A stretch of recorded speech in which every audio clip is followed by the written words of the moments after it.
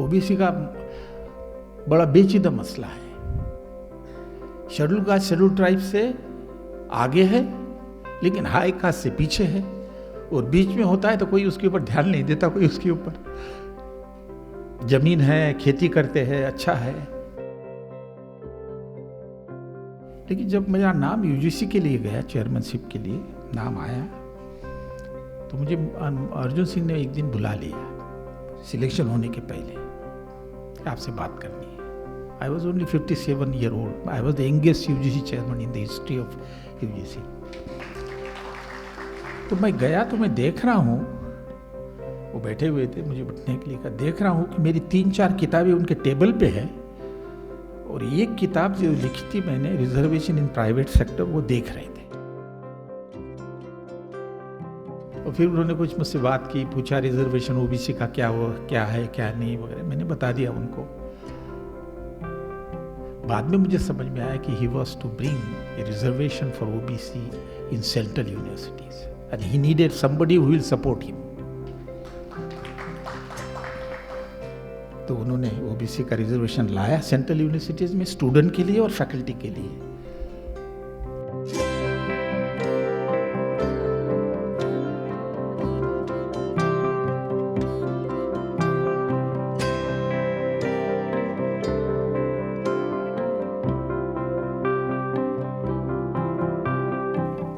मुझे याद है कि मेरा ख्याल है मैं 2-3 बार झाकिर हुसैन कॉलेज में आया हूँ। आपसे तो परिचय हुआ नहीं, शायद मुलाकात हुई होगी। 1-2 बार लेक्चर भी दिया हूँ। और ये जो कॉलेज है, ये मेरा ख्याल है दिल्ली में पहली एजुकेशन इंस्टीट्यूशन बनाई है शायद 1800 कुछ पीरियड में। ये शायद मदरसा थी पहले, फिर उसका रूपांतर कॉलेज में हुआ। तो ये the first and probably the oldest college in Delhi, Zakir Hussain साहब के नाम पे है। उसकी पुरानी बिल्डिंग भी बगल में है। मैं 1-2 बार गया वहाँ पे, तो एक बार भाषण भी दिया और मुलाकात भी की। और मैं इकोनॉमिक्स का हूँ, तो जहाँ या इकोनॉमिक्स के कुछ लोग होंगे उनको पता है कि एक टेक्स्ट बुक्स हुआ करती थी, मैक्रो माइक्रो इकोनॉमिक थियरी, उसके लेखक थे आहूजा, और वो इसी कॉलेज के प्रोफेसर थे, और बहुत पॉपुलर किताब थी वो, मतलब ऑल इंडिया में। तो वो भी एक मेरी उत्सुकता थी जब मैं गया उस कॉलेज में। मेरी कोई जान पहचान डॉक्टर यादव से नहीं थी। वो जान पहचान ऐसे हुई कि मैं और मेरी वाइफ विमल थोरात, हम टीवी देख रहे थे, और टीवी पे न्यूज़ आई कि लक्ष्मण यादव को वहाँ से नौकरी से उनको रिमूव किया है, परमानेंट नहीं किया। बहुत प्रमुख न्यूज़ थी। तो मेरी वाइफ जो है एकदम से उत्तेजित हुई, उसने कहा ये कैसे हो गया। तो मैंने कहा आप इनको जानती है? मैं तो नहीं जानता हूँ। कहती है, तो मेरी वाइफ जो है हिंदी लिटरेचर की है, दलित लिटरेचर की है, और इनके अपने पुराने रिलेशन थे। तो वो बहुत, उसने मुझे पूरा फिर समझाया कि इनके साथ तो बहुत बड़ा अन्याय हुआ है, ये बहुत अच्छे साहित्यकार भी है। उस वक्त वो इंदिरा गांधी यूनिवर्सिटी में थी। तब से फिर इनकी पहचान डॉक्टर यादव की मुझे होने लगी। और इसके बाद में तो फिर वो जो पब्लिक डोमेन में आए और वो एक बहुत बड़ा हिस्सा बना। मैं समझता हूँ कि एक 20 साल पहले समझ लीजिए, ये हमारी समझ थी कि शैक्षणिक संस्थाएं जो है, जो एक जिसमें पढ़े लिखे लोग होते हैं, स्टूडेंट भी पढ़ने के लिए आते हैं, टीचर भी पढ़ाते हैं, तो ऐसे संस्था में जाति के आधार पे या धर्म के आधार पे या लिंग के आधार पे डिस्क्रिमिनेशन नहीं होगा, इसकी तुलना में, सोसाइटी की तुलना में या गाँव की तुलना में।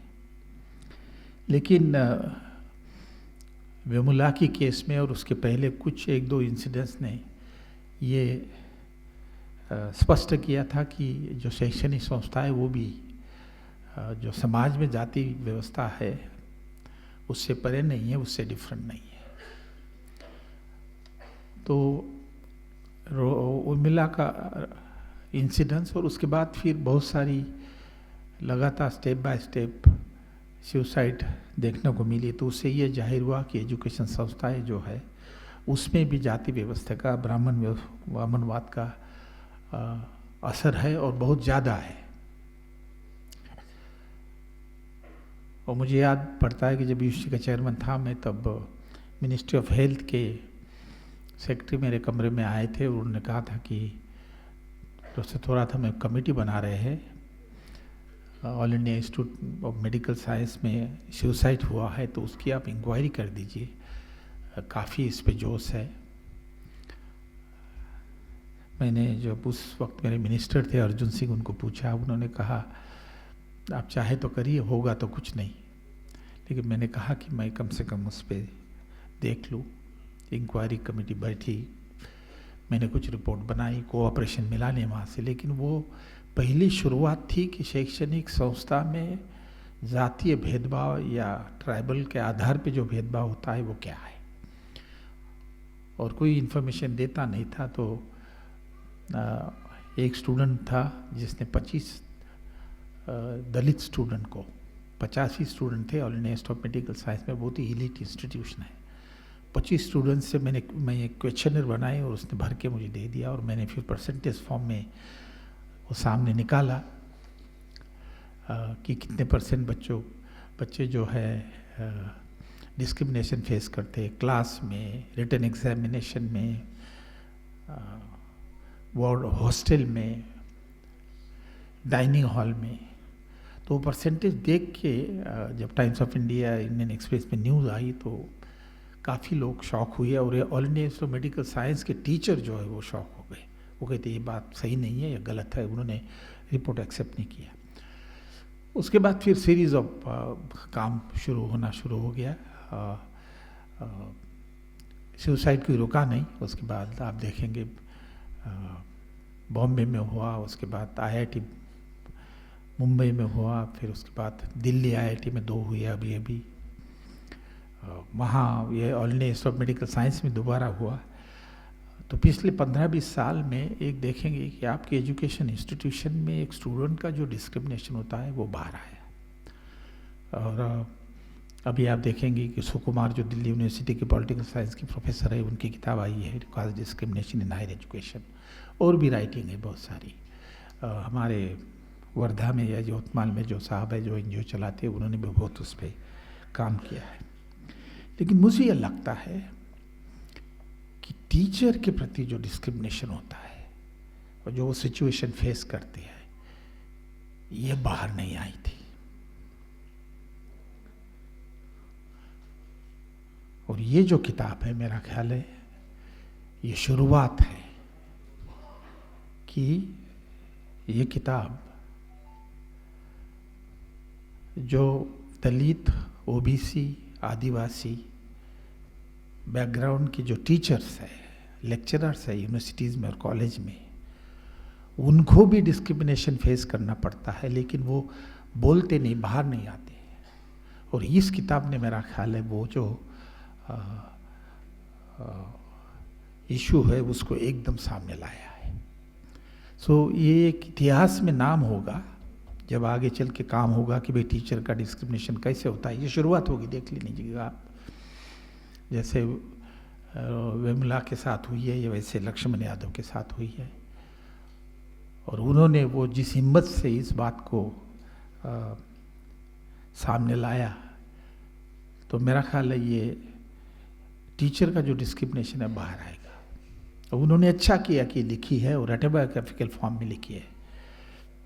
आप दलित साहित्य का इतिहास देखेंगे तो आपको पता है कि शुरू में दलित साहित्यिक पोइट्री लिखते थे और शॉर्ट स्टोरी लिखते थे, उसकी क्रिटिसिज्म होती थी कि नहीं भाषा ठीक नहीं है और आप जो है आपका एक्सपीरियंस वो सही नहीं है, आप कुछ बना रहे हो अपने पोइट्री के थ्रू, शॉर्ट स्टोरीज के थ्रू। तो उसके बाद दलित लिटरेरी फिगर ने ये किया कि आप हमारी लाइफ को सही नहीं मानते हो, तो उन्होंने एक नया फॉर्म क्रिएट किया जिसको हम ऑटोबायोग्राफिकल राइटिंग कहते हैं। शुरुआत हुई फिर दया पवार से, अपने मेशराम अकोला के जो थे, आठवनी से पक्षी, उसने तो बिल्कुल शुरुआत की दलित लिटरेचर की एक तरीके से, तरवी कांबड़े।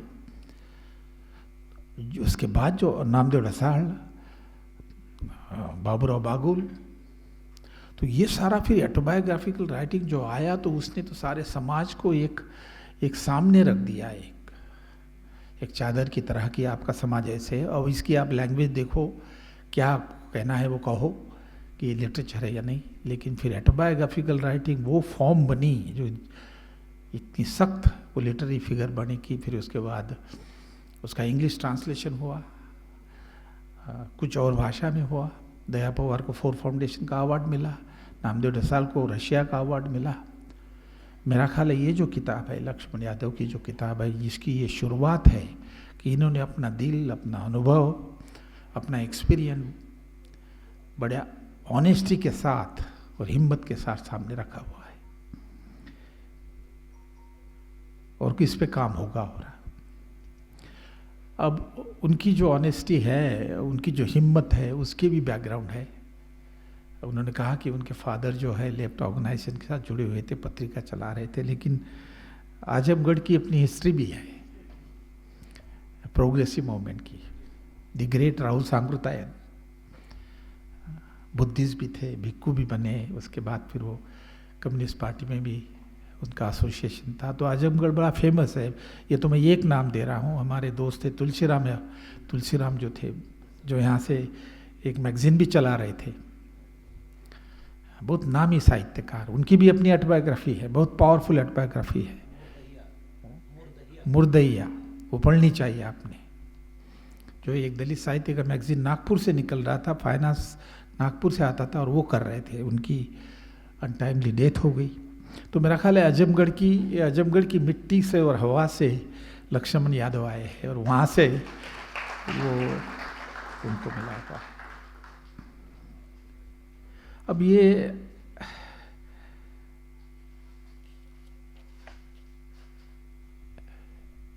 जो हायर एजुकेशन में जो टीचर की स्थिति है, मैं नहीं समझता कि लक्ष्मण यादव को जो निकाला गया वो इसलिए निकाला गया कि वो ऑन कॉन्ट्रैक्ट थे और परमानेंट नहीं थे। आप जो महाराष्ट्र में ऑन कॉन्ट्रैक्ट होते हैं पीरियड वाइज, उसके साथ दिल्ली यूनिवर्सिटी को कंपेयर मत कीजिए। दिल्ली यूनिवर्सिटी की अपॉइंटमेंट की शुरुआत ये टेम्पररी होती है, वो 14 साल तक 13 साल तक भी चलते रहती है, उसके बाद परमानेंट होती है। तो वो it's almost like a regular post, it's not period wise. ये बड़ी अजीबोगरीब सिस्टम है दिल्ली यूनिवर्सिटी की, जो मेरे कभी समझ में नहीं आई, और मैं उसको ख़त्म भी नहीं कर पाया, डिस्पाइट जब मैं सेटिस्फाइड नहीं था यूजीसी के चेयरमैन होते हुए, लेकिन उसको मैं ख़त्म नहीं कर पाया। तो वो रेगुलर प्रॉपर टीचर अपॉइंट हुई है, और परमानेंट होने का जो सिलसिला रहता है 10 साल 12 साल बाद, लेकिन वो रेगुलरली पढ़ाते हैं। तो मुझे नहीं लगता कि उनकी पढ़ाई या इसके वजह से कुछ हुआ है। वो मेरा ख्याल है आज का समय जो उसके वो शिकार है। जिस विचारधारा को आगे ले जाते, जिस विचारधारा को ओपनली बोलते हैं लिटरेचर के थ्रू, स्पीचेस के थ्रू, और वो विचारधारा इस पीरियड में पसंद नहीं आई, और वो उस विचारधारा की वो पनिशमेंट है, उस विचारधारा के वो शिकार है, ये हमने मानना चाहिए। आज उस विचारधारा जो है वो सारे संस्थाओं को काबिज कर रही है, गवर्नेंस उनके हाथ में हो गया है। मैं उसके ऊपर ज़्यादा बात नहीं करूँगा, लेकिन वो अपने विचारों को एज ए टीचर इंडिपेंडेंट तरीके से कहे, बोले, डरे नहीं। और उस पीरियड में जिस पीरियड की स्थिति जो है वो, जहाँ स्वातंत्र के ऊपर एक तरीके से रिस्ट्रिक्शन आता है, लीगल भी आता है, केसेस भी बनती है, क्या क्या बनता है। तो मैं समझता हूँ कि उनकी तारीफ करनी चाहिए कि उन्होंने ये करेज दिखाया, और ये नहीं कि वो अपने करियर में बहुत कुछ बनेंगे, वो उनका फ्यूचर बहुत बड़ा अच्छा है। उन्होंने जिक्र किया ओबीसी के बारे में, मैंने कुछ किया है। जब यूसी का मैं चेयरमैन बना तो 11वीं पंचवार्षिक योजना चल रही थी 2006 में, और मैं 2006 से 2011 में रहा। तो 11वीं पंचवार्षिक योजना में शिक्षा की नीति क्या होनी चाहिए, इसके ऊपर सोच विचार चल रहा था। तो 90% सारा हायर एजुकेशन तो यूजीसी के पास है, सारी यूनिवर्सिटी, सारे कॉलेजेस। तो हमको कहा गया कि भैया आप पॉलिसी करिए। अब हम एकेडमिशियन हैं, हमने सोचा कि पहले सिटी तो देख ले हायर एजुकेशन की क्या है। जब देखा अगल बगल में कोई लिटरेचर नहीं, बस अपने अंदाजे से लोग पहले नीति लिखते थे। तो हमने ऐसा नहीं किया, हमने 7-8 लोगों की स्टडीज़ बनाई, 7 स्टडीज़ बनाई, और उसमें से जो बाहर आया उसमें देखा हमने कि क्या बुरी हालत है हायर एजुकेशन की। और डॉक्टर मनमोहन सिंह खुद प्रोफेसर थे, अभी भी है, ऑनररी प्रोफेसर है जवाहरलाल नेहरू यूनिवर्सिटी में, जैसा मैं इमरेटस प्रोफेसर हूँ, उसी सेंटर में है जहाँ मैं भी प्रोफेसर इमरेटस हूँ। तो उनको एजुकेशन के बारे में समझती, उनको एजुकेशन बढ़ाने की इच्छा थी उनकी। तो उन्होंने नॉलेज कमीशन बिठाया था श्याम पेट्रोडा की चेयरमैनशिप में, वो भी चल रहा था पैरेलल। और तब फिर ये भी आया। तो कुछ अर्जुन सिंह और मनमोहन सिंह में अपनी चलती थी, कुछ ज़्यादा उनकी बनती नहीं थी उस ज़माने में। तो मनमोहन सिंह जी थोड़े गुस्से में आए, उन्होंने मिनिस्ट्री को बाईपास करके मुझे डायरेक्टली बुला लिया प्राइम मिनिस्टर ऑफिस में कि आप ज़रा हायर एजुकेशन की नीतियाँ क्या होनी चाहिए बताइए और प्रेजेंटेशन कर दीजिए। तो वो मिनिस्ट्री वाले थोड़े से सोचने लगे कि ये क्या हो गया, और एजुकेशन मिनिस्टर मुझे बुला लिया कि ये तो उल्टी नीति आएगी। मैंने कहा आप चिंता मत कीजिए, मैं कर लूँगा। और गया, मैंने प्रेजेंटेशन किया, उसमें मोन्टेक सिंह अहलूवालिया, उस वक्त प्लानिंग कमीशन के एजुकेशन के इंचार्ज मेंबर जो थे अपने हमारे दोस्त थे डॉक्टर मुंगेकर। और जब सारा मैंने प्रेजेंट किया डॉक्टर मनमोहन सिंह को, तो उनको सारी बात समझ में आई। तो उन्होंने मुझे कहा कि आप 2-3 इशू ऐसे दे दीजिए मैं जिसके बारे में एक्शन लेना चाहता हूँ। तो मैंने सारा प्रेजेंटेशन किया था कि मैंने कहा 370 तो ऐसी डिस्ट्रिक्ट है जिसमें सिर्फ 6% एनरोलमेंट है। 1823 के एज ग्रुप में 100% लड़के हायर एजुकेशन में जाने चाहिए, सिर्फ 6% जाते हैं। और मैंने कहा एजुकेशन इंस्टीट्यूशन बहुत कम है, यूनिवर्सिटीज़ बहुत कम है, स्कॉलरशिप नहीं है। ये कुछ मैं बता के फिर चले आया। जब मैं रास्ते पे था, घर के नज़दीक जा रहा था, तो मिसेस का फ़ोन आया कि आप टीवी देख लीजिए। मैंने कहा मैं गाड़ी में टीवी नहीं है। तो कहते जल्दी आइए। तो जब गया मैं घर पे, तो देखा तो जो डॉक्टर मनमोहन सिंह के OSD थे, का नाम क्या है जिन्होंने लिखा है एक्सीडेंटल प्राइम मिनिस्टर, तो संजय बारू। तो डॉक्टर मनमोहन सिंह ने 30 central university at one go sanction कर दी। 375 डिस्ट्रिक्ट जहाँ मैंने कहा था कि 6% एनरोलमेंट रेशियो है, उन्होंने एक मॉडल कॉलेज सेटअप किया और स्कॉलरशिप जो है बहुत बढ़ाई। और फिर दूसरे दिन सारे पेपर में फ्लैश हुआ कि थोरात की प्रेजेंटेशन के बाद ये सारा हो गया। उसके बाद फिर मनमोहन सिंह जी ने प्लानिंग कमीशन को डायरेक्टिव दी कि अब आप यूजीसी को इन्वॉल्व करके बनाइए। 10वीं पंचवार्षिक योजना में 4,000 करोड़ दिए थे। 11th फाइव प्लान में 47,000 crore. 11 time increase in the budget to the higher education. और जिसके चलते फिर सेंट्रल यूनिवर्सिटीज़ बनी, 30 तो नहीं बनी, 15 बनी। All India Institute of Medical science के बहुत सारे ऑफिस ब्रांचेस कही, नागपुर का जो all India Institute of Medical science है उसी का हिस्सा है। और 1000 पॉलिटेक्निक्स बनी, प्राइवेट पब्लिक इसमें। और बाकी बहुत सारे एक्सपांशन ऑफ हायर एजुकेशन उस पीरियड में हुआ। क्योंकि 10% था एनरोलमेंट रेशियो, मैंने कहा कम से कम 15% बना दो, तो उसके लिए इतना पैसा भी था और फिर सारा एक्सपांशन हो गया। लेकिन सबसे बड़ी इम्पोर्टेंट बात थी वो ये थे कि जो लक्ष्मण यादव ने कहा कि भाई इस एजुकेशन को हम उन तबकों के पास कैसे ले जाए जिनका एनरोलमेंट रेशियो कम है। जो हमने स्टडी करवाई थी उसमें हमने पाया कि schedule caste, schedule tribe, woman, Dalit woman, tribal woman, इसका एनरोलमेंट रेशियो बहुत कम है, गाँवों में और कम है। उसके बाद फिर ओबीसी का एनरोलमेंट रेशियो कम है। तो हमें तो वो पॉलिसी बनानी है कि जिसमें ये लोगों का भी सहभाग हो, उनको एक्सेस मिले, वो हायर एजुकेशन ले ले। तो उसके ऊपर फिर हमने ध्यान दिया, तवज्जो दी, और जो पॉलिसी बनाई वो इंक्लूसिव एजुकेशन की, कि जिसमें ये सारे ग्रुप पार्टिसिपेट हो। उसमें बहुत सारे एरियाज थे जिसमें किया। एक तो एक्सपांशन किया, दूसरा कि स्कॉलरशिप और फीसशिप बहुत ज़रूरी थी। तो हमने स्कॉलरशिप जो बड़ी मुश्किल से 850 थी, तो हमने उसको 3500 4000 तक ले गए। फिर शेड्यूल ट्राइब के लिए अलग से स्कॉलरशिप की, जिसका नाम है राजीव गांधी खेल स्कॉलरशिप। वो अभी भी चल रही है। मेरा ख्याल है अब तक 30,500 स्टूडेंट को फेलोशिप मिली और पीएचडी हुई है। जब ये मैंने की शेड्यूल ट्राइब के लिए, तो जेएनयू के माइनॉरिटी के लड़के मेरे पास आए, मुस्लिम लड़के पर्टिकुलरली, कि सर ये आपने इनके लिए किया, हमारा भी तो एंडोमेंट रेशियो आप ही का पेपर कहता है कि बहुत कम है, कुछ करिए। तो मैं गया मिनिस्ट्री ऑफ माइनॉरिटी, तब फॉर्चुनेटली अंतुले साहब मिनिस्टर थे, और मैंने सीधा उनके साथ मराठी में बात की। मैंने कहा ये शेड्यूल ट्राइब के लिए ये दिए है हमने फेलोशिप, आप माइनॉरिटी के लिए कुछ करिए, समाज को सोशल वेलफेयर ने दी थी।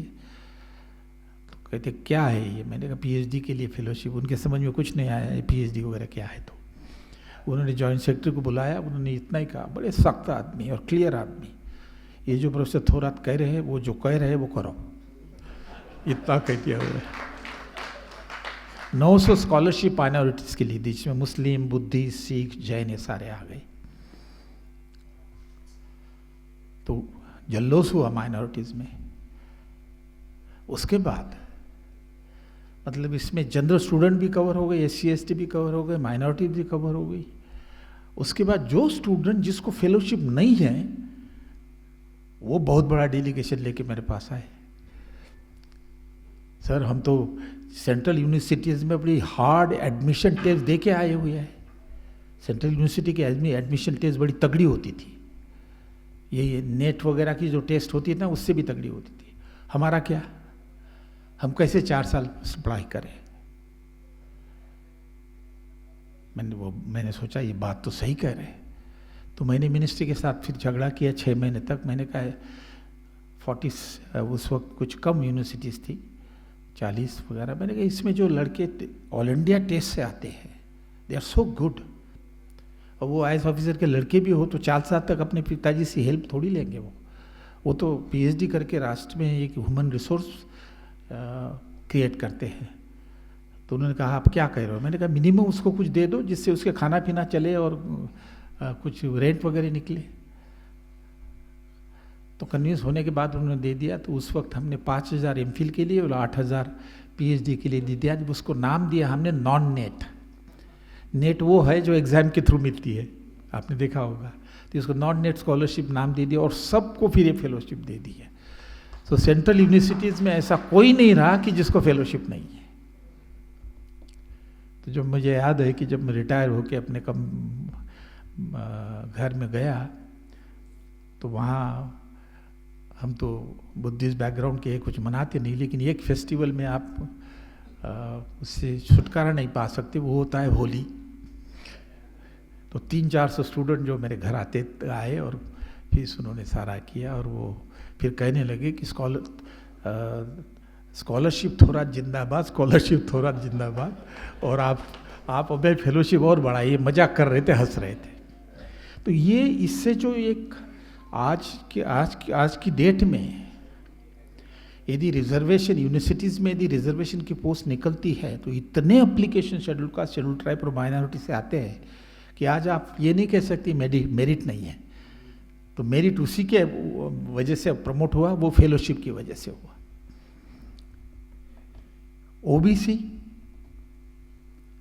ओबीसी का बड़ा पेचीदा मसला है। शेड्यूल कास्ट, शेड्यूल ट्राइब से आगे है लेकिन हाई कास्ट से पीछे है, और बीच में होता है तो कोई उसके ऊपर ध्यान नहीं देता, कोई उसके ऊपर जमीन है, खेती करते हैं, अच्छा है।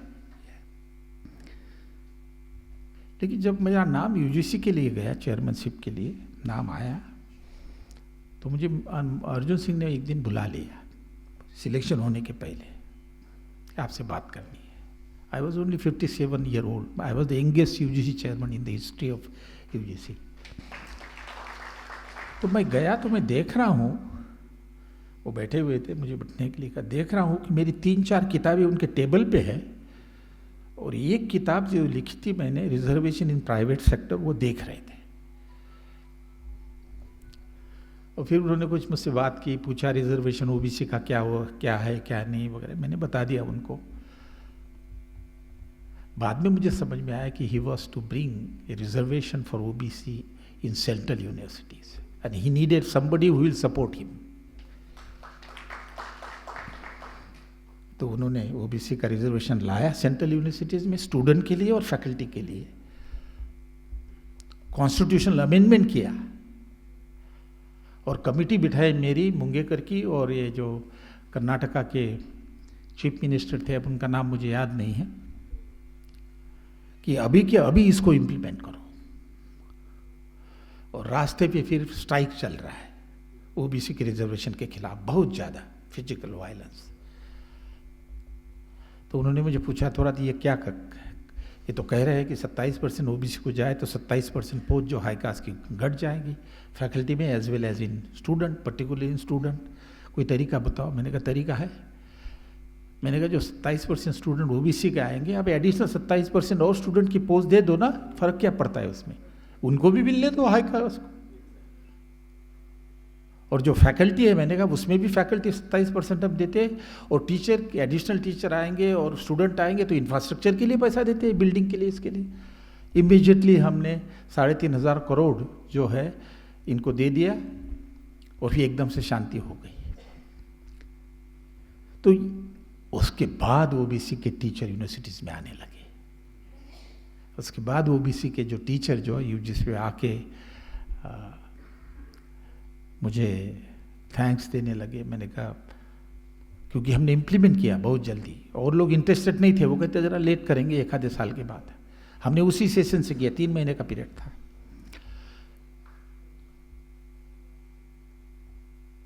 एक 4 साल पहले की बात है कि मुझे फ़ोन आया दिल्ली यूनिवर्सिटी के ओबीसी टीचर का कि हम आपको मिलना चाहते हैं। तो आगे वो घर में बुला लिया मैंने उनको। उन्होंने कहा कि आज जो हम हैं दिल्ली यूनिवर्सिटी में आपकी वजह से है, और हम डॉक्टर अंबेडकर के नाम पे कुछ कोर्सेज पढ़ाना चाहते हैं।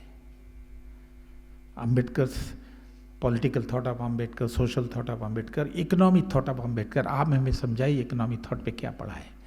तो मैंने उनको, कहते हम ज़्यादा कुछ नहीं कर सकते, लेकिन ये सारा हुआ बाबा साहेब की वजह से, क्योंकि कॉन्स्टिट्यूशन में प्रोविजन बाबा साहेब ने अदर बैकवर्ड के लिए नहीं लिखी होती तो नहीं होता।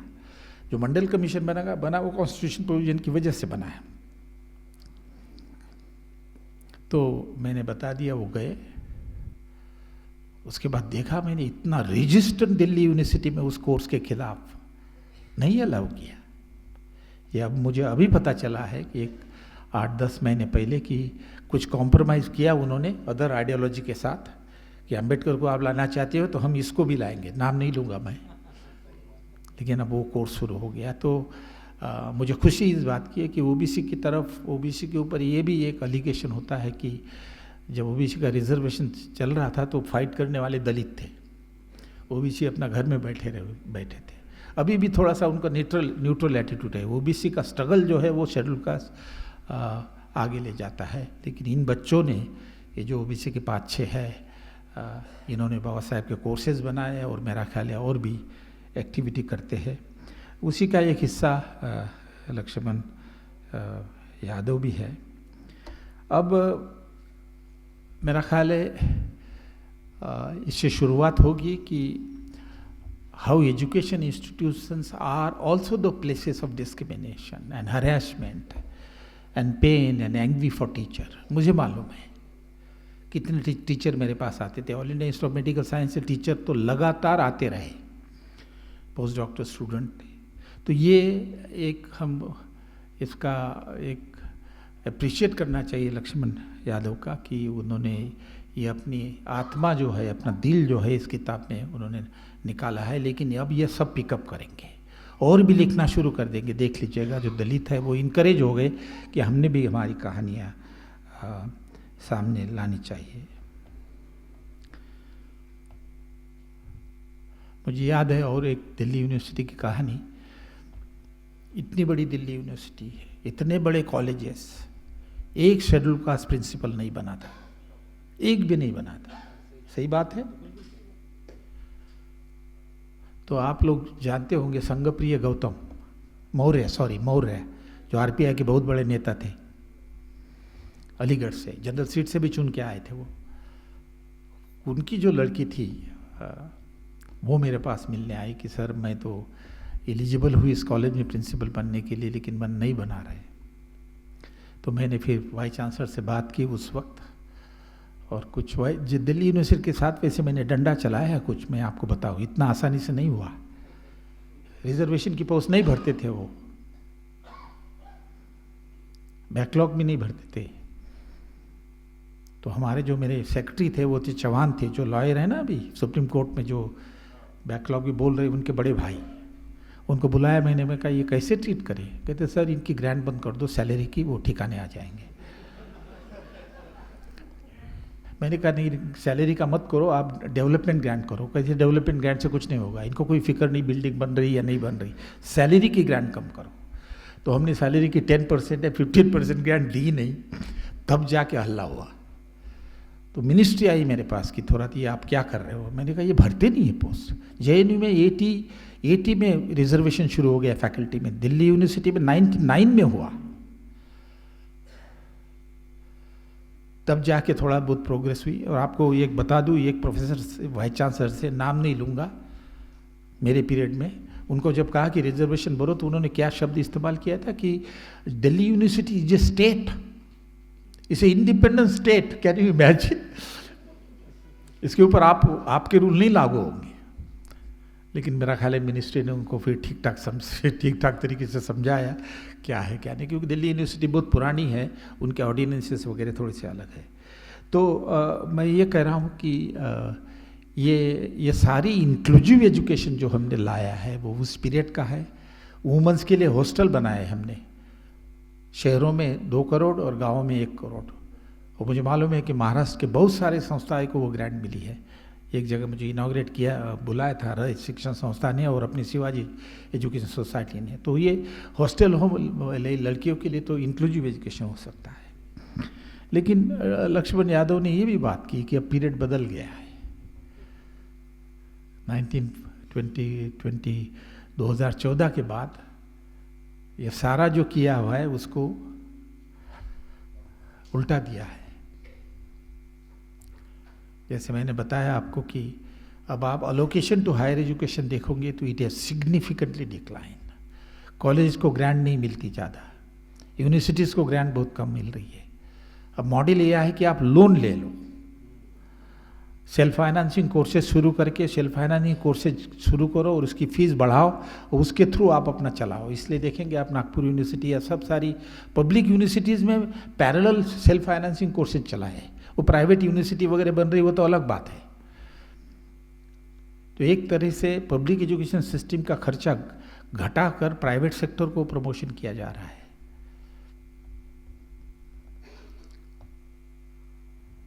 आपने सुना होगा कि 1950s और 60s में एक भी प्राइवेट यूनिवर्सिटी थी नहीं। आज लगभग 50% of the universities in the country are private, self financing, private aided भी नहीं है, जो ट्यूशन के भरोसे चलती है। 65 to 67 colleges out of the 40,000 colleges are private colleges. And about 70 or 67% of standalone institution जो अपने आप डिग्री देती है IIT टाइप, वो सारी सेल्फ फाइनेंसिंग में है। इतना बड़ा तेजी से प्राइवेटाइजेशन ऑफ हायर एजुकेशन हो रहा है, मैं स्कूल एजुकेशन से बातें नहीं कर रहा हूँ। जहाँ फी ज़्यादा है उससे जो एक्सेस है वो घट गया है गरीबों का। एक तरफ जो फेलोशिप है वो घटाई, इतनी घटाई है फेलोशिप की उसकी कोई लिमिट नहीं। माइनॉरिटी की फेलोशिप कैंसिल कर दी, विड्रॉ की। रीज़न क्या था? रीज़न ये था कि उनको नेट से भी स्कॉलरशिप मिलती है और आप माइनॉरिटी की भी दे रहे हो, डबल डबल हो रहा है। जब मैं यूजीसी में था तो मैंने एक सेंटर चलाया। यूजीसी ने 70 सेंटर ऐसे बनाए थे जिसमें महिलाओं के ऊपर रिसर्च और टीचिंग होती थी, निग्लेक्टेड ग्रुप। तो मैंने कहा भैया कास्ट और ट्राइब पे भी तो रिसर्च और टीचिंग नहीं होती, तो मैंने 32 सेंटर बनाए जिसका नाम था centre for the study of social exclusion and inclusive policy, 32 universities में। उनके सारी ग्रांट आज बंद हो गई है। अच्छा नहीं लगता कि कास्ट पे इश्यूज, कास्ट पे रिसर्च हो एंड टीचिंग हो, ट्राइब पे रिसर्च हो एंड टीचिंग हो। अच्छा काम कर रहे थे वो।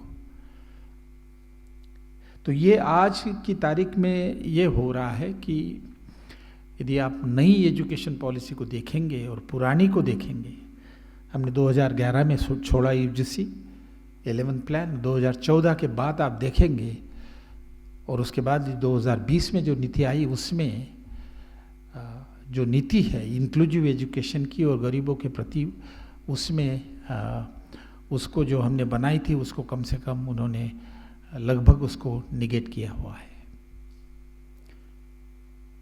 दिखता नहीं है। इतने इंटेलिजेंट तरीके से नीति बनाई है कि आपको ढूंढना पड़ता है कि इसका मतलब क्या है। इंटेलिजेंट लोग हैं ना, तो ये कहा है कि क्वालिटी बढ़ानी है और क्वालिटी बढ़ाने के लिए ये हम कर रहे हैं। लेकिन क्वालिटी बनाने के लिए जो मेजर बताए हैं, जो पॉलिसीज बताई है, उसका इनडायरेक्ट इम्पैक्ट है कि गरीब और सोशली डिस्क्रिमिनेटेड ग्रुप उसको किनारे किया जा रहा है। 450 पेज का जो पहला डॉक्यूमेंट निकाला था 2016 में, उसको पढ़ने से समझ में नहीं आता, लेकिन if you reflect on it for बार बार पढ़ने के बाद तब समझ में आता है कि ये क्या तमाशा है। 2-3 उदाहरण दे दूँ और मैं फिर रुक जाता हूँ। पहला, इस क्वालिटी बढ़ाने के लिए पहली सजेशन है कि भैया ये जो अफिलेटिंग सिस्टम है, हमारे अफिलेटिंग यूनिवर्सिटीज़ है, नागपुर यूनिवर्सिटीज़ है, उनको 304 कॉलेज अफिलेटेड है, गाँव में है, स्मॉल टाउन में है, मीडियम टाउन में है। वो बढ़ाते हैं जैसा यूनिवर्सिटी के रूल्स के हिसाब से डिग्री यूनिवर्सिटी देती है, इसको अफिलेटिंग सिस्टम कहते हैं।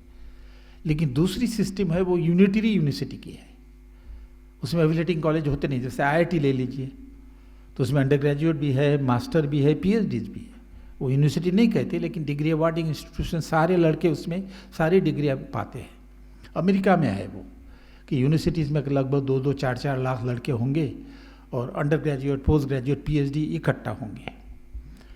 तो इस कमेटी का नई एजुकेशन पॉलिसी का कहना यह है कि यूनिटरी यूनिवर्सिटी बड़ी अच्छी होती है कि उससे क्वालिटी बढ़ती है। कैसी क्वालिटी बढ़ती है कि अच्छे अच्छे प्रोफेसर भी अंडर ग्रेजुएट को पढ़ाते हैं। और बात सही है। मैं हार्वर्ड यूनिवर्सिटी में गया तो प्रोफेसर अमर्त्य सेन जो इकोनॉमिक्स पढ़ाते हैं तो अंडर ग्रेजुएट स्टूडेंट को भी पढ़ाते हैं। 2000 बच्चे बैठे हुए उनको पढ़ाएंगे, PhD को भी पढ़ाते हैं, मास्टर को भी पढ़ाते हैं। तो student, under graduate student benefit from the teaching for Amartya Sen and similar professor. तो ये तो एडवांटेज है। तो उस एडवांटेज के लिए इन्होंने कहा ये अफिलेटिंग सिस्टम को आप बंद कर डालो और यूनिटरी सिस्टम पे चले जाओ। धीरे धीरे ऐसा करो आप कि क्लस्टर यूनिवर्सिटी बनाओ वगैरह वगैरह। मैं इसमें डिटेल में नहीं जाऊंगा, लेकिन फिर मैंने सोचना शुरू कर दिया, बात ये अच्छी लगती है लेकिन इसका तो असर गरीब और गांव के बच्चे पर क्या होगा। धीरे धीरे समझ में आया मुझे कि आज हमारे एफिलेटिंग सिस्टम में कॉलेजेस कहाँ है, बड़े गांव में है। RS गवई साहब का दारापुर गांव है, उसमें 4 कॉलेज है और लड़के लड़की अपना साइकिल पे आके गांव से एजुकेशन लेते हैं। स्मॉल टाउन में है, छोटे से तालुका में कॉलेज है, मीडियम टाउन में है, क्योंकि डिस्ट्रिक्ट प्लेस में जाना एक्सपेंसिव है, कमरा लेना है, रहना है, हॉस्टल तो है नहीं। तो एकदम से मुझे इनलाइटनमेंट हो गया कि इसका तो असर ये गाँवों पे, बच्चे पे, लड़कियों पे, गरीबों पे होगा यदि, और क्योंकि उन्होंने ये भी कहा कि ये कॉलेज बंद करने चाहिए। ये यूनिवर्सिटीज़ कहाँ होनी चाहिए? डिस्ट्रिक्ट प्लेस में, मेट्रोपॉलिटन सिटीज़ में। इसका मतलब ये सारे कॉलेज बंद करो। जैसे 60,000 हाई स्कूल बंद किए, स्कूल बंद किए जा रहे, प्राइमरी स्कूल, उसी तरह कॉलेज को भी आप बंद करके उनको कंसोलिडेट कर लो, उसको शहर में ले जाओ। मैंने कहा ये शहर में लाए जहाँ हॉस्टल की फैसिलिटी नहीं, दलित लड़का, गरीब लड़का कैसे पढ़ेगा? तो देखिए कितना इंटेलिजेंट माइंड है कि यूनिटरी यूनिवर्सिटी की सजेशन देके क्वालिटी के नाम पे ऊपर ये जो मासिफिकेशन ऑफ एजुकेशन हो रहा है, गरीबों को जो मिल रहा है, उसको धीरे धीरे रोको, बड़े इंटेलिजेंट तरीके से। उसका अल्टरनेटिव दिया मैंने, उसके मेरे पास टाइम नहीं है अभी, जब मैं कमेटी का मेंबर था, या अभी इनको दे रहा हूँ कर्नाटका गवर्नमेंट को। दूसरा और बहुत ही गंभीर वो ये है कि साहब हमारी बैचलर डिग्री 3 साल की है, इन्होंने बैचलर डिग्री 4 साल की। बैचलर डिग्री 3 साल की भी होगी, 4 साल की भी होगी। कई दुनिया में आपने देखा नहीं कि एक डिग्री के 2 ड्यूरेशन होते हैं, 3 साल की भी बैचलर, 4 साल की भी बैचलर। फिर उन्होंने क्या किया है, बड़ा खूबसूरत लगता है कि फर्स्ट ईयर से लेके 4 साल तक, 4 साल की बैचलर है तो हम सर्टिफिकेशन देंगे। पहले साल में यदि आप ड्रॉप आउट हो गए और होना चाहते हो तो ये सर्टिफिकेट ले लो, चले जाओ। दूसरे साल में आपको छोड़ना है, ड्रॉप आउट होना है तो 2 साल का डिप्लोमा ले लो, छोड़ जाओ। तीसरे साल तक आप जाके बैचलर डिग्री ले लो, छोड़ दो, और कुछ को 4 साल का भी बैचलर करो। तो हर एक साल के लिए एक एक सर्टिफिकेशन और एक एक डिग्री दी है, डिग्री या डिप्लोमा सर्टिफिकेट की है। और फिर जो 4 साल का बीए करता है उसको 1 साल में एमए, जो 3 साल का बीए करता है उसको 2 साल में एमए, एमए भी दो पीरियड के, वो 1 साल का एमए, 2 साल का एमए। तो आदमी चकरा जाता है कि ये ऐसा लगता है कि अच्छा है ये। शुरू में मैं भी उसकी ये कर रहा था कि भाई सेकंड ईयर में बच्चा जब ड्रॉप आउट होता है तो उसके पास कुछ नहीं है, उसको हायर सेकेंडरी मानते हैं उसका क्वालिफिकेशन, लेकिन उसको आप 2 साल का डिप्लोमा दे रहे हो तो वो बता सकता है कि 2 साल मैंने कॉलेज में किया है। लेकिन बाद में मुझे पता चला इससे तो ड्रॉप आउट बढ़ेगा। बहुत सारे गरीब लड़के 1 साल का सर्टिफिकेट ले चले जाएंगे, कुछ कंडीशन भी लगाई जाएंगी, 2 साल के बाद कहेंगे कि चलो छोड़ो, डिप्लोमा लेके निकल जाओ, और ज़्यादातर जो है 3 साल का बीए करके निकल जाएंगे। जो इलीट और पैसे वाला है वो 4 साल का बीए करेगा। 1 साल के लिए पैसा लगता है ना, एक एडिशनल साल आप दे रहे हो तो। और मार्केट में जब जाओगे तो एक 3 साल का बीए है, दूसरा 4 साल का बीए है, कि जॉब किसको मिलेगी? 4 साल के बीए की। तो ये जो बड़ी स्कॉलरशिप है, हाई कास्ट स्कॉलरशिप और बुद्धिमत्ता है, जो इतनी इंटेलिजेंट तरीके से लाई है कि आपको पता भी नहीं चलता कि क्या हो रहा है। उसका उद्देश्य ये था कि मैसिफिकेशन जो हो रहा है, गरीब, दलित, आदिवासी, पुअर, ओबीसी, ये जो सारे पढ़ रहे हैं, इसका फ्लो कैसे रोके? हायर एजुकेशन तो हमारा एरिया है ना 2000 ईयर्स से, और ये सारा अब इंक्रोचमेंट हो रहा है। लिख रहे हैं, पढ़ रहे हैं, चैलेंज करने वाले प्रोफेसर क्रिएट हो रहे हैं, लिख रहे हैं। तो ये तरीका ढूंढो। पहली रिकमेंडेशन मैंने कर्नाटका गवर्नमेंट को दी on urgent basis, don't accept 4 year bachelor. 3 साल की बैचलर होगी, और करिकुलम का भी, करिकुलम में भी मैं करिकुलम के बारे में बात करूँगा। And the Karnataka government showed a guts, and from 2024 and 2025 they से only 3 year bachelor degree, no more 4 year. जल्लोष है लोगों में कर्नाटका में। और भी बहुत सारी रिकमेंडेशन है, वो तो अभी दूसरा पार्ट आना बाकी है, मैं उसके बारे में ज़्यादा बात नहीं करूँगा। फिर स्किल एजुकेशन, कि प्राइमरी से लेके ग्रेजुएट तक हम स्किल एजुकेशन देंगे रेगुलर एजुकेशन के साथ। और जो प्राइमरी में है से मिडल में है, उसको उनको क्या कहा कि गांव के जो कारपेंटर है, कॉबलर है, चमार है, उनके साथ आपको मिला देंगे, आप स्किल लर्न करो उनसे। और 10वीं में आपको स्किल दे देंगे। अरे भैया ITI ऑलरेडी सेपरेट है। जो लड़का फेल हो जाता है 8-9वीं के बाद वो जाता है ITI में। 12वीं के बाद जिसको पढ़ना नहीं है वो पॉलिटेक्निक्स में जाता है। ये आप स्ट्रीमिंग ऑफ स्किल एजुकेशन क्यों कर रहे हो?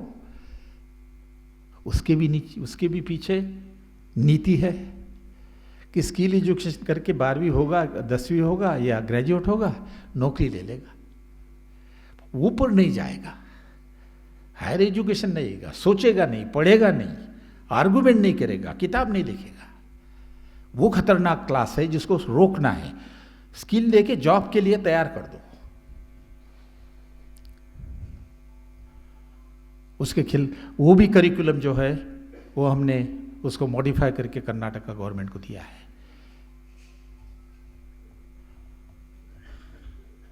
मॉरल एजुकेशन,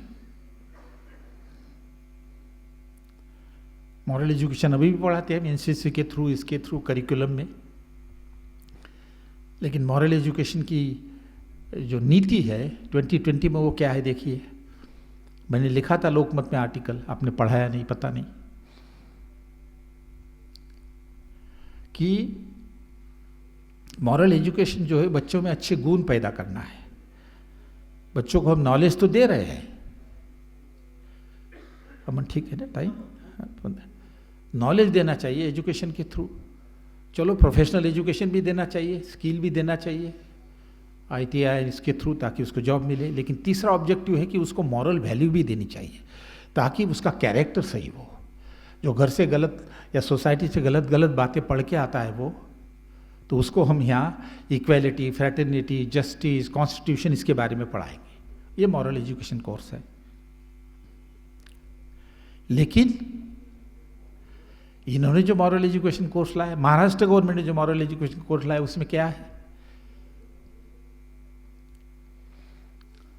कि मॉरल एजुकेशन कोर्सेस में हम रामदास के दोहे पढ़ाएंगे। क्या कहते हैं उसको, रामदास के श्लोक पढ़ाएंगे। मॉरल एजुकेशन में गीता का 12वां अध्याय पढ़ाएंगे। और एनवायरमेंटल का सेक्शन है उस बड़ी रिपोर्ट में 350 जो महाराष्ट्र गवर्नमेंट निकाला, मनुस्मृति को कोट किया शुरू में। तो ये धर्म की विचारधारा जो है वो मॉरल एजुकेशन के नाम पे पढ़ाई जा रही है। अच्छा, आप पूरा इतिहास देखो मॉरल एजुकेशन का, वो इतिहास को छोड़ दो। ये आ गया इशू जब घटना बन रही थी कि भाई हम मॉरल एजुकेशन तो होना चाहिए, लेकिन धर्म के थ्रू हम मॉरल वैल्यू दे दे या फिर कॉन्स्टिट्यूशन से और अलग से दे दे। बहुत झगड़ा हुआ, बहुत बातचीत हुई। डॉक्टर अंबेडकर साहब ने साफ किया वो सारा। उन्होंने कहा देखिए हमारा राज्य जो सेकुलर स्टेट है, धर्मनिरपेक्ष है, तो ये किसी धर्म के विचार के आधार के ऊपर हम मॉरल एजुकेशन नहीं पढ़ाएंगे, या ये किसी एक धर्म के विचार हम एजुकेशन में नहीं पढ़ाएंगे।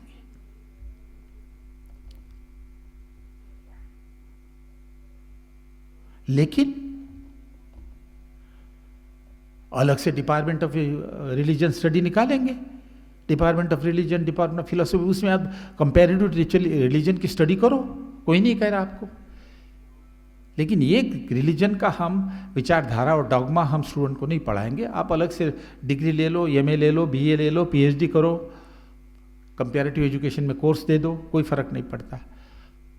और उस तरह फिर आर्टिकल 28 आया कॉन्स्टिट्यूशन में। आर्टिकल 28 कहता है कि ऑल एजुकेशन इंस्टीट्यूशन जो है सरकार ने जो सपोर्ट की हुई है उसमें किसी एक धर्म के विचार पढ़ाए नहीं जाएंगे। उसमें आप डिपार्टमेंट ऑफ रिलीजियस स्टडीज़ करो। लेकिन महाराष्ट्र गवर्नमेंट ने क्या किया है, जो मैंने आपको बताया कि एक विशिष्ट धर्म का नॉलेज दिया जा रहा है, Indian tradition, Indian knowledge system. तो हमने लोगों ने सवाल पूछा, भाई इंडियन नॉलेज सिस्टम में तो बुद्धिज़्म भी है, जैनिज़्म भी है, सिखिज़्म भी है, सेक्ट्स भी है, सारे इस्लाम भी है, क्रिश्चियनिटी भी है, उसको नहीं ले रहे हो आप एक रिलीजन को जो हिंदू रिलीजन कही है या और कुछ कही है उसको पढ़ा रहे हो, और वो तो घटना के खिलाफ है।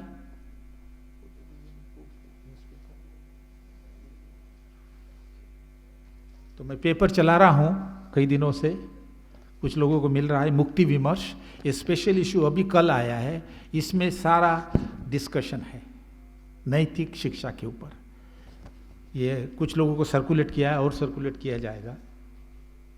किस तरह से भारत सरकार की और महाराष्ट्र सरकार की नैतिक शिक्षा की नीति घटना के खिलाफ है। It violate the article 28। तो मेरा ख्याल है बहुत सारी चीज़ें बदल रही है, और मैं इतना कहूँ कि बहुत बदलाव आया है जो हमने किया था। मैंने बताया नहीं आपको कि एजुकेशन एक्सपांड तो हो गया, इंस्टीट्यूशन बड़ी, स्कॉलरशिप दी, लेकिन टीचर के लिए जो किया वो किसी ने नहीं किया अब तक। ये बताएंगे आपको। झगड़ा किया 6 महीना, और टीचर की सैलरी जो है 7-6 पे कमीशन में IAS के ऑफिसर के बराबर लाई। आज स्टेट यूनिवर्सिटी में जो लड़का, जो कैंडिडेट PhD के साथ असिस्टेंट प्रोफेसर लेक्चरर बनता है, उसकी salary is equivalent to the salary of the IAS officer. बहुत झगड़ा करना पड़ा मुझे इसके लिए। उन्होंने कहा ये क्या है, आप कैसे टीचर को दे सकते हैं, उनका ना इवैल्यूएशन होता है ना कुछ होता है। कहते हमारा जो IAS ऑफिसर है at the end of the year उसका कॉन्फिडेंशियल रिपोर्ट लिखा जाता है, ऑनेस्ट है, फलाना है, ढमका है। आपका क्या है, आपका तो कुछ नहीं है। मैंने कहा भाई वो MA करता है, PhD करता है, अपनी ज़िंदगी उसमें लगा देता है 35 साल तक। नहीं नहीं नहीं नहीं। तो एक दिन फाइनेंस सेक्रेटरी थे, महिला थी, तो मैंने उनके साथ आर्गूमेंट की, कुछ ऐसा ही आर्गूमेंट हुआ, शिक्षा तो हमारी, आपकी शिक्षा होगी, हमारा तो, हमारी भी शिक्षा होती है। तो उनके साथ बैठे थे एडिशनल सेक्रेटरी, और मुझे मालूम था उसका क्वालिफिकेशन BA था। मैंने कहा मैडम इनको पूछिए इनका क्वालिफिकेशन क्या है। तो मैंने कहा ये BA है और मेरा यूनिवर्सिटी का टीचर जो है वो PhD है, इसे 3 साल स्पेंड करते हैं। मेरा जो टीचर है वो 5 साल करता है और फिर PhD के लिए और 4 साल करता है। तब उनकी, क्योंकि उनको ना लेंथ ऑफ द ईयर ये बात समझ में आती है गवर्नमेंट ऑफिसर को, दूसरी नहीं आती। तो एकदम से कही नहीं, ठीक है थोड़ा मैं देखती हूँ, और एकदम मराठी में बोलने लगी, बघूया काय करता येईल तर। I was surprised she was Singh. So she had married a IAS officer who was a Singh, but she was a Maharashtrian. By order, 6th Pay Commission, the salary of the teacher is on par with IAS officers. It is only after 20 years कि IAS की salary आगे बढ़ जाती है। फिर promotion में, appointment में बहुत डिस्क्रिमिनेशन, कास्ट डिस्क्रिमिनेशन जैसे इनके साथ हुआ है। लेकिन उन्होंने मुझे सवाल किया कि मैं देती हूँ आपको ये IAS की सैलरी, लेकिन अकाउंटेबिलिटी भी लाइए। मेरा जो IAS ऑफिसर है या जो भी IAS ऑफिसर, उसका कॉन्फिडेंशियल रिपोर्ट होता है, आप भी कुछ अकाउंटेबिलिटी बढ़ाइए। मैंने कहा आपको देता हूँ मैंने कमेटी बिठाई और प्रमोशन की स्कीम बनाई, जिसके बेसिस के ऊपर टीचर की हर साल उसकी अकाउंटेबिलिटी होगी। आज जो प्रमोशन की स्कीम है उसको APS स्कोर कहते हैं। हर एक टीचर को प्रमोशन मिल जाता है यदि वो मिनिमम रिक्वायरमेंट मेरिट की करे। कास्ट का कोई सवाल नहीं है, जो ओपन पोस्ट है उसमें ओपन आप कंपटीशन कीजिए, लेकिन फिर रेगुलर प्रमोशन है। 12 साल के बाद, 12 साल तक असिस्टेंट प्रोफेसर बनने के बाद एसोसिएट प्रोफेसर, लेकिन आपके क्रेडिट कितने होने चाहिए। एसोसिएट प्रोफेसर के बाद प्रोफेसर बनिए, लेकिन आपकी इतने API क्रेडिट होने चाहिए। आज टीचर जो है वो बिल्कुल शांत है, उसको कोई फिक्र नहीं है, लेकिन उससे फिर काम कर रहा है। वो शुरू में हेराफेरी भी कर रहे थे, लेकिन काम कर रहा है। उसको पता है कि मेरी इतने ग्रेड नहीं है तो मेरा प्रमोशन नहीं होगा। तो ये जो 2 इम्पॉर्टेंट कंट्रीब्यूशन जो हमने किए उस वक्त कि सैलरी और प्रमोशन की स्कीम, ये बहुत ही इम्पॉर्टेंट है। कुछ लोग मुझे कहते हैं कि सोरा साहब ये देखो आप ही ने दिया है, गाड़ियाँ लेके घूमते पढ़ाते नहीं हैं। मैंने कहा नहीं पढ़ाएंगे, चिंता मत करो। अच्छे लोग टीचर में आने लगे, फिर प्राइवेट सेक्टर के बजाय इधर आने लगे, सैलरी अच्छी है। तो ये बहुत सारी बातें की, लेकिन ये सारी की सारी जो है इसको क्वालिटी के नाम के ऊपर इसको बदला जा रहा है, और कॉम्प्लिकेटेड चीज़ें हैं, समझ में नहीं आती है लोगों को। गवर्नमेंट कहती है कि बहुत ही बढ़िया नीति है ये एजुकेशन, ये वो सारा, लेकिन मैं ये कहूँगा आपको कि जो गरीब और सोशली डिस्क्रिमिनेटेड ग्रुप है, शिक्षा के बारे में बहुत ही गंभीर स्थिति में है कि यदि आधा एजुकेशन सेक्टर प्राइवेट है और ट्यूशन इतनी ज़्यादा है तो एक्सेस जो है वो बिल्कुल कम है। और मुझे नहीं मालूम, आज की तारीख में दे दीजिए, बहुत ड्रॉप आउट है, अनएम्प्लॉयमेंट बहुत है, और कुछ साल के बाद देखेगा कि ratio in higher education of schedule caste schedule tribe will be much lower. उसके लिए कुछ करना चाहिए।